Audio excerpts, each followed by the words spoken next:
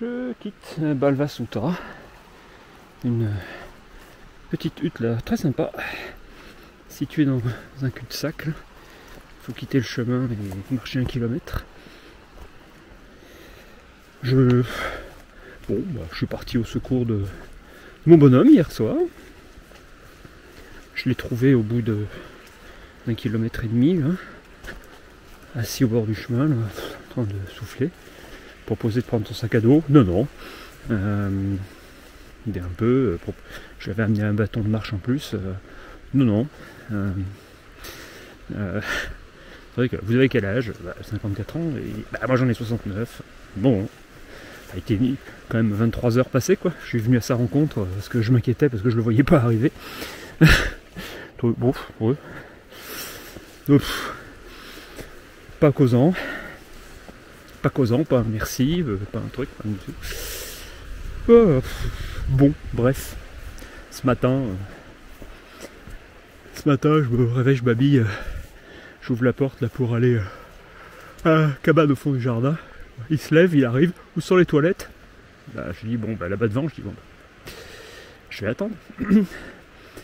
Il pisse ostensiblement devant la porte. Bon. Je viens de lui dire au revoir, j'ai pas eu de réponse. Le monde se divise entre les gens bien et les cons. Vieux con, jeune con, vieux con des neigeux d'antan, con débutant. Moi j'étais un jeune con. Je suis peut-être un vieux con. Mais je sais pas. Il y a quelques usages quand même dans l'existence quoi. J'ai pas eu un merci, j'ai pas eu un sourire qui me dit qu'il était heureux que on se soit inquiété pour lui. Bref, j'aurais pu me coucher à 22 h tranquille après mon dîner. Je me suis couché à minuit et demi en m'étant rajouté des kilomètres pour aller le chercher. J'aurais pu m'en passer. Voilà, bon. Ça m'empêchera pas de continuer à jouer le bon samaritain dans l'existence. Mais parfois il y a des déceptions quoi.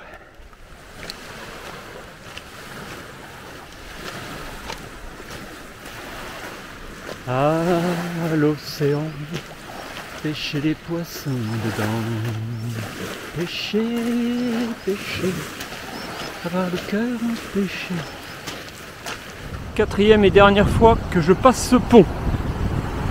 20 jours, ras-le-bol, mais je filme pas. Peut-être une première pause à Argalade. Un arrêt pour signer le hutebook.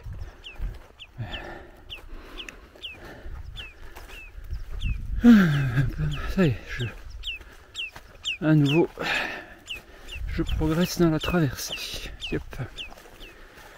Donc quand j'ai vérifié hier depuis Tchoar-Viuta, la journée s'annonçait pluvieuse, ainsi que les suivantes. Je suis qu'avec le coupe-vent pour l'instant. On verra quand il faut passer au mode pluie. Au premier abord sur ma carte, je pensais, je vais pas regarder plus avant que ça, je pensais que le lac se déversait par cette vallée. En fait non, l'eau coule ici en direction du lac. Et il y a un col très bas avant que la vallée ne descende. Configuration tout à fait différente de ce que j'imaginais du fait de lire la carte norvégienne plutôt que mes cartes habituelles. C'est marrant, toutes ces petites découvertes comme ça. Quelque chose fut écrit là, mais je ne sais pas quoi. Voici donc mon col. ou ce qui ressemble. Il s'en est fallu peu que cette cascade ne coule d'un côté plutôt que de l'autre. Petit ciel bleu, bouché par les nuages là-bas. Entre les deux, mon cœur balance.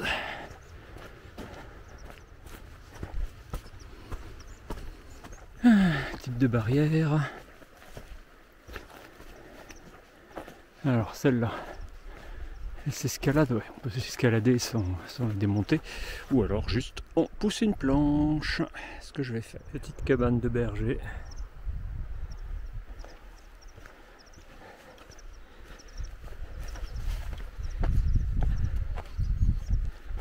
Encore un peu de ciel bleu. La pluie peut-être pas pour tout de suite. Avançons.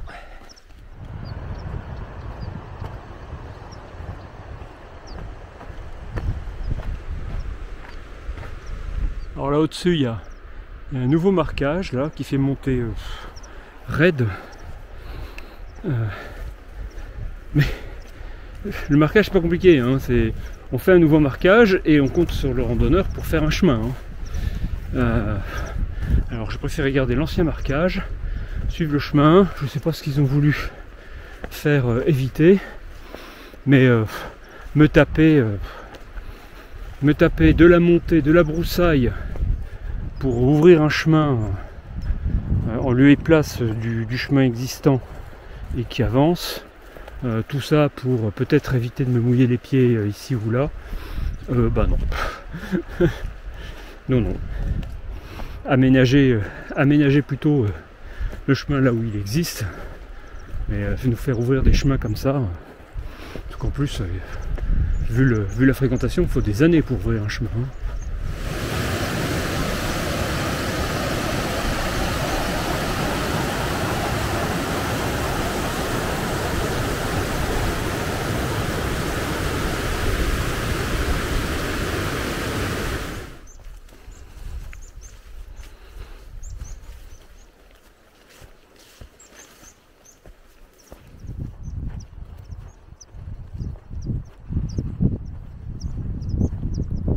Ma foi,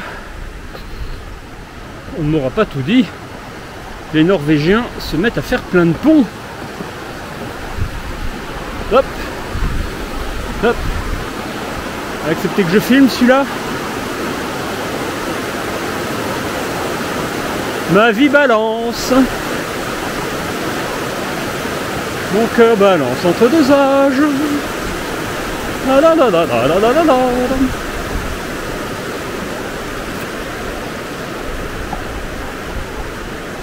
Argalad Uta, juste là, niché dans un nœud de la rivière. Ben, je serais bienvenu ici dès hier soir, très tard au besoin, si j'avais pas eu mon bonhomme qui m'a fait sentir responsable. Résultat, j'ai payé une cabane DNT alors que j'avais une cabane gratuite ici. Enfin, je crois, il me semble bien qu'elle est gratuite. La rivière est calme par là. Bucolique à souhait.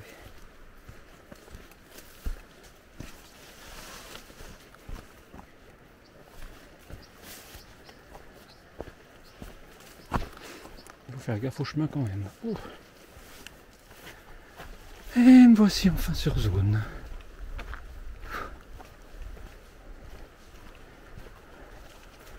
C'est pas tout mignon. Je repars d'Argalad Uta après un bon moment passé avec Paul, un néerlandais. Partager café, chocolat, longue discussion, c'était bien sympa. Me revoilà en route, donc toujours objectif Landstoa ce soir. Et dès que j'ai du réseau, je vais regarder ce que je peux combiner logistiquement pour l'aller-retour indispensable maintenant à Mo i Rana pour acheter des chaussures.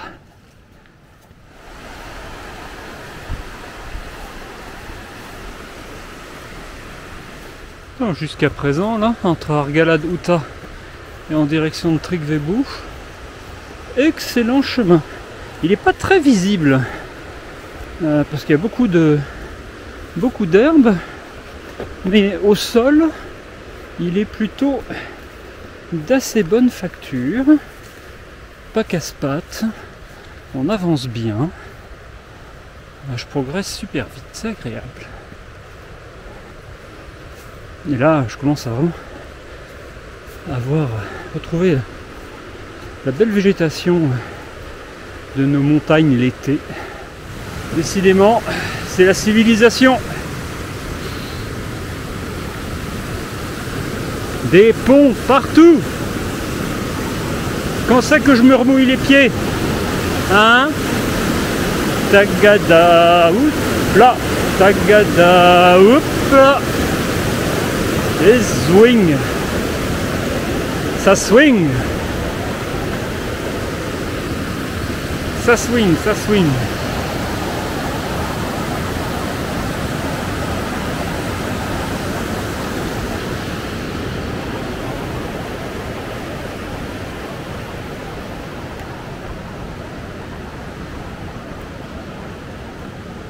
Il y a du boulot de fait là. Faut admettre. Oula. Bon. Allez, je vous laisse.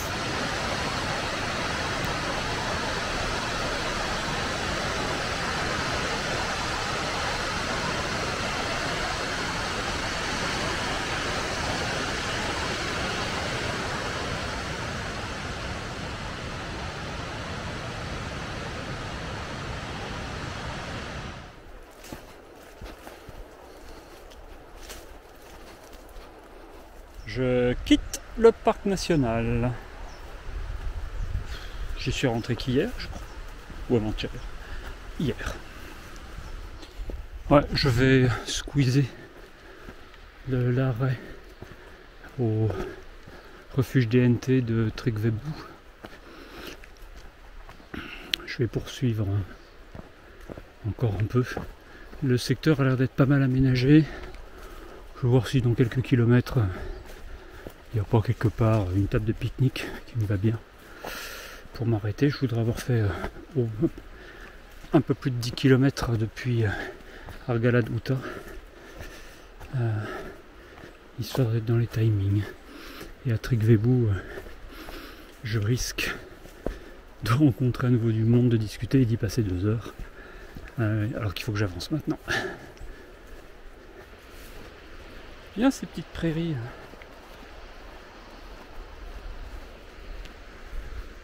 On est encore sous le cercle au-dessus du cercle arctique. Hein.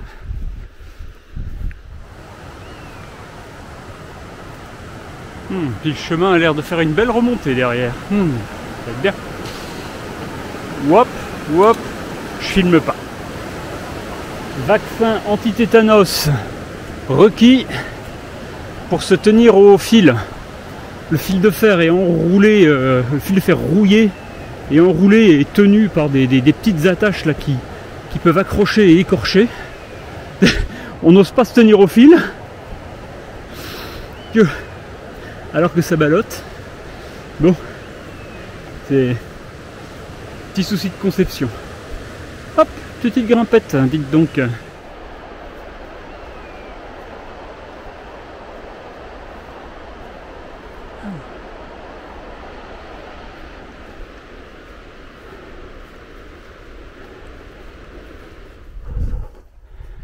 Direction Gradis par la petite route. C'était la route de l'autre côté. Mais... oh, qu'est-ce que c'est reposant. Maintenant, c'est recherche d'un petit espace pour un pique-nique.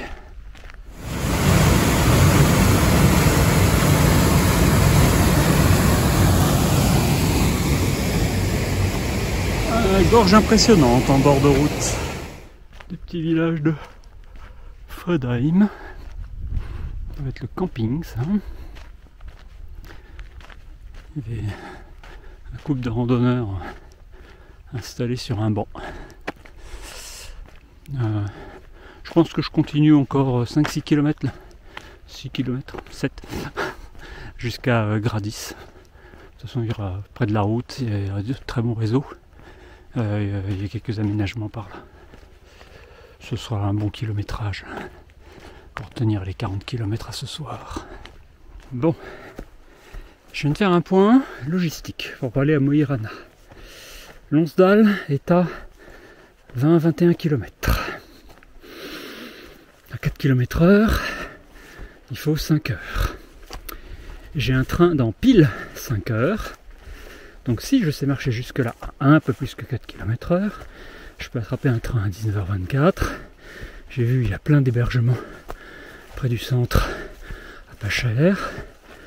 Je peux passer une matinée tranquille, faire mes courses, reprendre un train début d'après-midi et en milieu d'après-midi être de retour sur le chemin.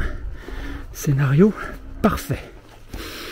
Mais ça suppose un beau rush pour pas louper le train de 19h24. Il y a un train à 23h qui arrive à minuit passé, qui pourrait faire aussi l'affaire dans le même genre, si j'ai un hébergement qui peut m'accueillir à minuit et demi, 1h du matin. C'est moins reposant. Plan B. J'arrive à Lonsdal trop tard pour le train de 19h24. Auquel cas, je m'y repose demain matin.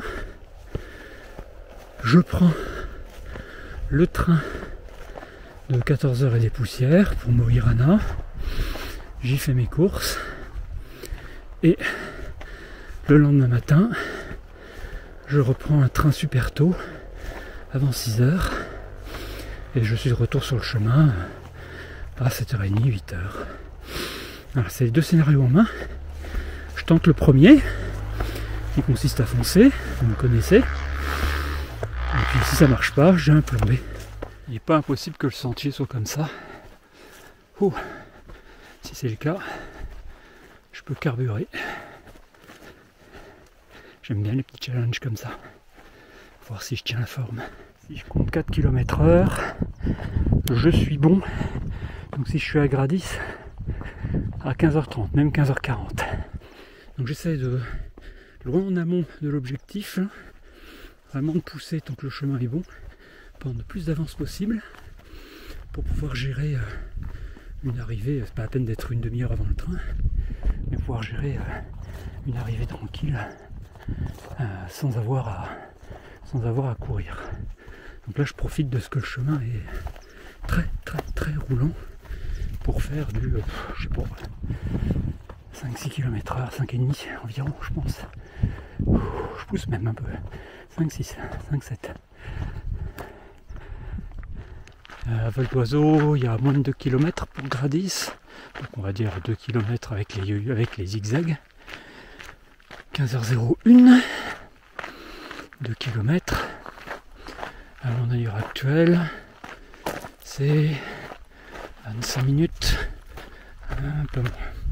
Donc a priori, le 4 km pour Gradis, me disent-ils. Pareil, c'est que le chemin va être plus compliqué. Bon, eh ben on verra Gradis où on en est. C'est visible juste là en bas.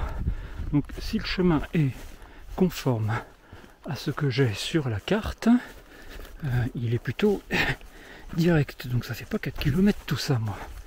Bon, attendons-nous à des surprises. Toujours possible. Prudence, prudence. Hop, hop. Au laser. Au laser, on scanne. Je scanne le terrain devant moi. C'est fou comme un cerveau habitué au chemin peut gérer. J'ai pas besoin de regarder mes pieds pour voir où je les mets. J'ai repéré le terrain en amont et le cerveau travaille pour les placer correctement, quoi. C'est complètement fou comment ça marche. Incroyable. Une fois que, après quand on a fait des millions de pas sur des chemins, ça aide vachement. Hop. Attention, ici il peut y avoir des trous cachés. Mais pour l'instant, tout va bien. Traverser la route à l'instant.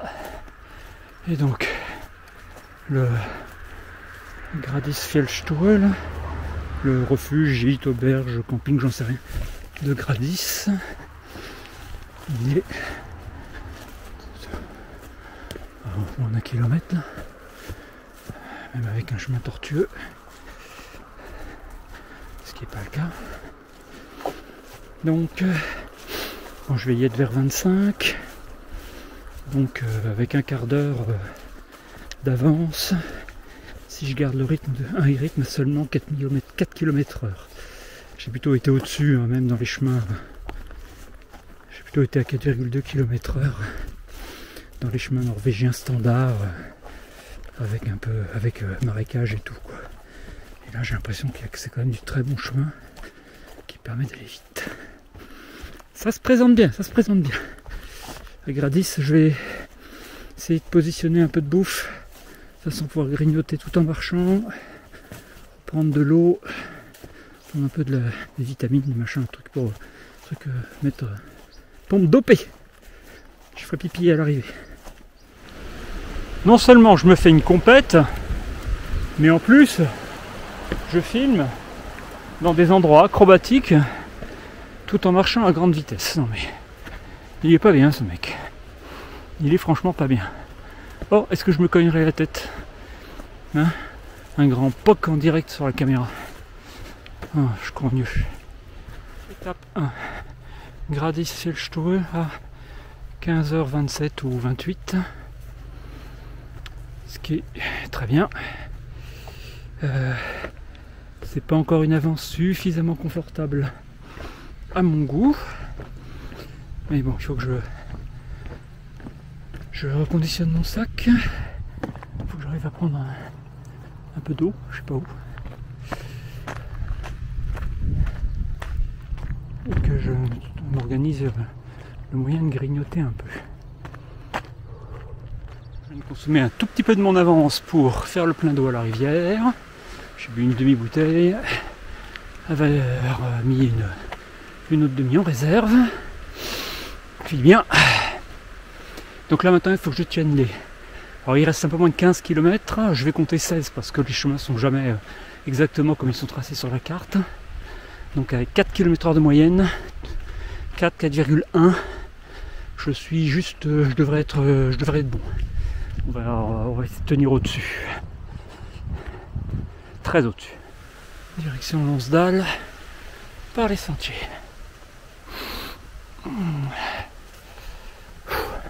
Ce sont de très mignons sentiers que je regrette un peu de passer comme ça en boulet de canon.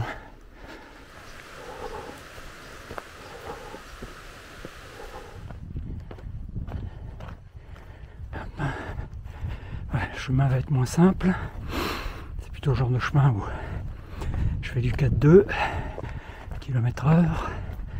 Il faut que j'essaye de faire un peu plus. Bon, dans la montée, il ne faut pas en demander trop non plus. Le chemin va pas trop mal. Petit aller-retour avec la carte. Je monte sur une petite éminence à 725 mètres quand même. Donc j'ai encore 150 mètres de dénivelé positif à bouffer. Après, ça semble être plat puis descendant. A priori, je suis toujours dans le bon tempo. Ça doit s'entendre dans mon souffle. Alors, ces dalles de pierre sont faciles à parcourir.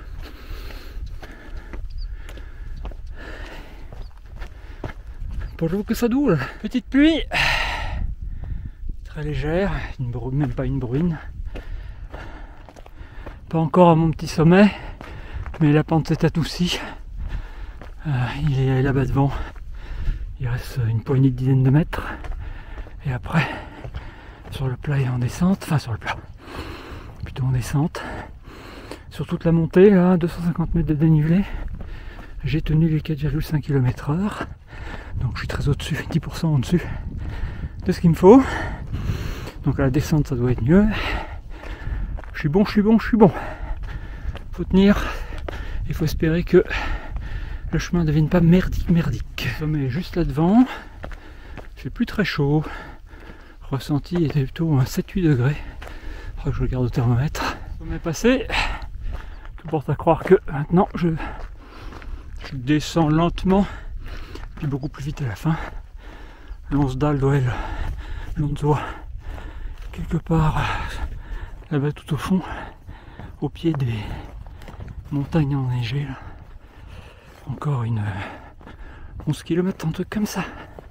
Croisé deux dames très gentilles qui me demandaient si tout allait bien parce que je suis en sueur, pressé et tout, etc. Donc je leur expliquais, j'ai le train de 19h24 à attraper à Lonsdal. Oh, je vois de grands yeux s'ouvrir. Oui, je vais l'attraper. J'y tiens, etc. Et juste le temps de leur dire que j'étais en train de marcher sur le Norgepalangs. Et je dis, écoutez, hop, je vous poste mon Instagram. Ça vous fera toute la conversation que je pourrais vous faire là maintenant. Mais là, faut que je file. Hop. Non, mais je suis bon. Je pense que je suis largement bon. Qu'est-ce que c'est calme. C'est vraiment un chemin paisible. Si ce n'était pour les fous furieux qui laissent des traces de gomme sur les cailloux.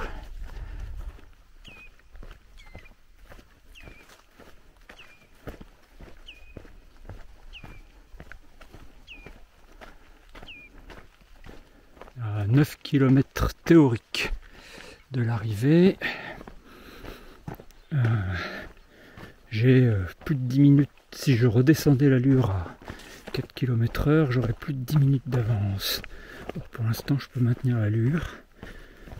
Donc, je gère l'avance maintenant. Donc, je peux en prendre, j'en prends. Et si ça doit s'avérer un peu plus difficile quelque part, ça sera mieux. Mais c'est plutôt bien. Je force un peu moins. Je force quand même un peu moins. Sur 7 km. C'est moins que mon estimation pessimiste. C'est bien. C'est bien. Je vais pouvoir attendre sur le quai de la gare. Vu que je prévois maintenant d'avoir entre 20 minutes et une demi-heure d'avance, j'ai sacrifié un tout petit peu de cette avance pour positionner de l'énergie, un chocolat, graines. Je suis boulotté là tout en marchant parce que j'ai sauté la pause de midi, forcément. Il est 17h30 passé et j'ai faim là. Il commence à falloir des calories là. Ouais, vraiment chouette avec tous ces grands et petits lacs, hein. Parfois des plages de gravier sur les lacs. C'est vraiment bien joli. Bon, je continue mon rattrapage calorique. Hop là, on descend petit à petit. On doit en être à 4 km. C'est bien. Très bel itinéraire. Facile, joli comme tout. Ah, je vais pas dire que je vais revenir pour le refaire plus lentement. Mais vraiment, ouais, c'est sympa, c'est agréable après les journées casse-pattes d'avoir des sections qui vont bien. Je crois que c'est un genre d'hôtel et la gare est à côté. Bizarre. Je suis en train de marcher sur un ponton de troncs d'arbres par-dessus un marécage avec le bruit des cascades et la gare où je vais prendre mon train est à 500 mètres. Étrange. Et en plus le dernier pont a l'outrecuidance d'être joli. On essaie de traverser avec la caméra. Encore une fois. Ouh, il danse. Il ondule. Voilà, au milieu c'est un peu plus incertain. tenir un coup, on attend la stabilisation, voilà. Et on repart. Ah, c'est quand l'onde revient depuis l'autre côté là, ça secoue. Et on descend. On repasse la route.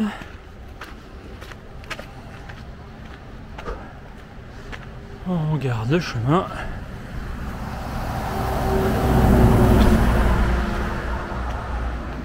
Et on suit. C'est le refuge DNT de Landstua qu'on voilà à travers les arbres. Et évidemment, je vais pas m'arrêter pour laisser un mot dans le Huttemook. Direction la gare. Gare de Lansdal. Ah ouais. 18h50, 35 minutes d'avance. Le comble, c'est d'avoir de l'avance. Donc c'est ici que je quitte momentanément la traversée. Le plan est de revenir demain après-midi. Et on reprendra du même point avec de nouvelles chaussures. Parce que comme vous voyez là, quand même, c'est pas terrible. Il en reste plus grand chose.